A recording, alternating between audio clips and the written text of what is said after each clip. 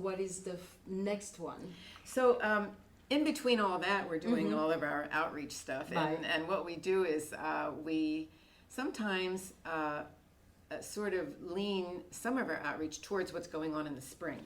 Right.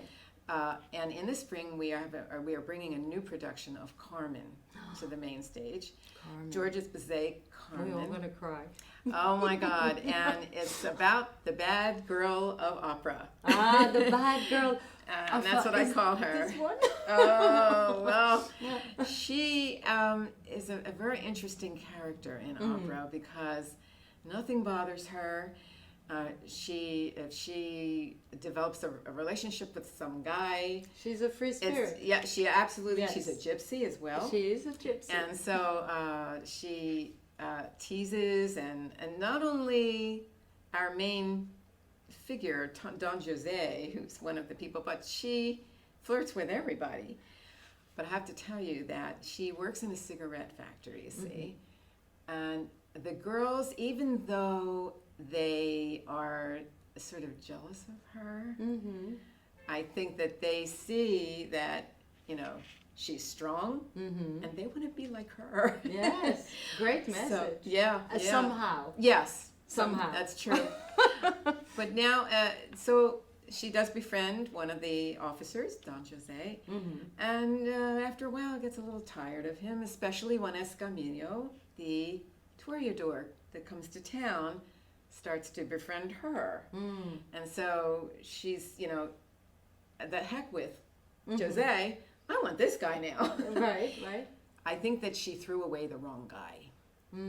Because Jose is not only temperamental, but he has a streak in him that she did not see. And that will be her undoing. I won't say anything more. Gotta watch it. But I have to tell you, this particular production is taking place in Franco, Spain in the 1940s and 50s. And we are bringing in the Alborada Spanish Dance Theater. They're from Woodbridge, New Jersey. Okay. And they're going to dance several segments of the opera. That is amazing. So it's going to be quite exciting. Yes, Yeah, that is going to be spectacular. And one other little thing too, there's a children's chorus in Carmen. Okay. And we are using children from the Princeton Boy Choir and Girl Choir. So it's a true collaborative and community-based Yes. production. I love that. Yeah. I love that.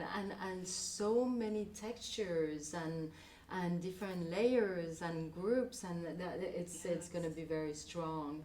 Yeah, Yes. I mean, we've done The dates Carmen. are when? The date for Carmen, the dates are March 15th and 17th, Okay. 2024. Mark your calendar. But I'm so excited about also, we are bringing back the director of our Madame Butterfly, Stefanos Koroneos, and he is a very up-and-coming director, opera director. And I have to tell you, he had such marvelous ideas for Butterfly. We can't wait to see what his ideas are for Carmen. Okay. So how long does it take to, like, you working now already for March? So are you already prepping everybody, or how long does it take to really put everybody together? Yeah, the process for staging does not happen until The end. approximately we'd start about laying it out 6 weeks ahead, which Okay. involves. So this is where the director comes in. That's right. And do his magic, because he's going to say the stage looks like this, and they're Right. going to enter Well, here and so there on. is a step before that. Okay. There is a step before that, actually. And that's all those people that work backstage. Yes. So the lighting designer, We know that. our virtual set designer. Yes. We have wig, hair, and makeup designer, costume designer. I mean, it goes on and on. Yeah. Plus the tech stuff, too, because when we do virtual sets, we are projecting. Okay. But we have a wonderful virtual artist and animator. J. Matthew Root is his name, and we've been working with him since 2011. Okay. And he has created some magnificent virtual sets. Yes.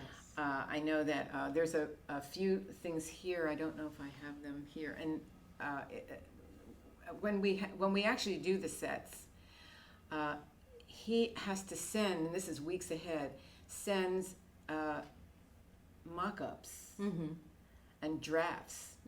And so those ideas are a mix of his and the director's. And sometimes Joseph becomes involved too, depending on what it is that's being done musically at that time. Now, I didn't mention that Joseph is the conductor, but he also prepares the chorus, and he's sort of the leader of the artistic team. And they've already had 2 production meetings already. Yes. And it's that far away. And even, I think people should know too that even at the regional level, it takes time to really think about the concept and how it will come across. Right. There's another interesting thing we're doing. We are doing the actual dialogue is going to be in English. Do that one again because of the cough. That's okay. Yes. Actually, another interesting concept for us, for Carmen, is that we're going to sing everything in French, but we're going to, because it is in French. I mean, Carmen was done by Bizet, was composed by Bizet, but the what we call the recitatives, the spoken kind of dialogue, is going to be in English, so people can follow. Yeah, that is very smart. Yeah, see, Bizet's intent was that he wrote recitatives in French. So there's people talking to one another between the scenes and the arias, and what are they saying? And we thought it would be really helpful to do it in English first. So we've tweaked the dialogue through the translation, and the cast is now receiving that, and they'll have to memorize that, just like they memorize the singing. I don't know how they do that.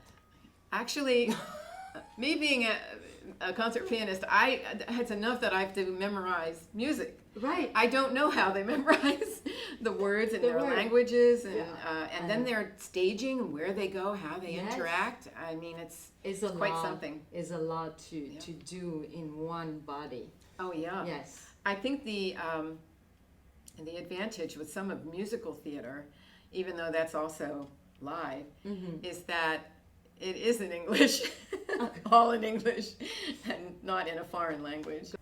Your Town Tube is today's #1 all-local promotion, social media and networking in the Princeton-Mercer region. The most effective, attractive, quickest, and affordable ways to reach a huge local audience.